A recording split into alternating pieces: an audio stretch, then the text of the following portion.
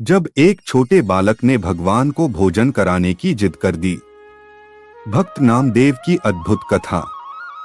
यह कथा महाराष्ट्र के महान संत नामदेव के बाल्यकाल की है। एक दिन नामदेव के पिता किसी काम से बाहर जा रहे थे। उन्होंने नामदेव से कहा, बेटा, आज मंदिर में भगवान को भोग तुम लगाना। छोटे नामदेव बड़े प्रेम से भोजन की थाली लेकर मंदिर पहुंचे। उन्होंने भगवान के सामने थाली रख दी और बोले, प्रभु, भोजन कर लीजिए। लेकिन मूर्ति तो शांत रही। नामदेव फिर बोले, प्रभु, पिताजी ने कहा है कि आपको भोजन कराना है, कृपया भोजन कर लीजिए।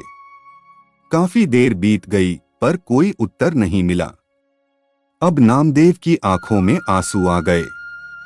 वे रोते हुए बोले, अगर आपने भोजन नहीं किया तो पिताजी समझेंगे कि मैंने सेवा ठीक से नहीं की।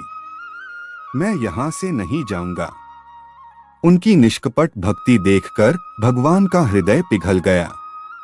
कहा जाता है कि तभी भगवान स्वयं प्रकट हुए और नामदेव के प्रेम से प्रसन्न होकर पूरा भोजन ग्रहण कर लिया। जब नामदेव घर लौटे तो थाली खाली थी। घर वालों को विश्वास नहीं हुआ। अगले दिन वे छिपकर देखने लगे। तब उन्होंने अपनी आंखों से भगवान को प्रकट होकर भोग ग्रहण करते देखा। सभी आश्चर्यचकित रह गए और समझ गए कि सच्ची भक्ति में कितना सामर्थ्य होता है। कथा से शिक्षा। भगवान को धन या दिखावा नहीं, सच्चा प्रेम प्रिय होता है। निष्कपट भक्ति से भगवान भी भक्त के वश में हो जाते हैं। बालक जैसा सरल और पवित्र हृदय ईश्वर को शीघ्र प्राप्त करता है।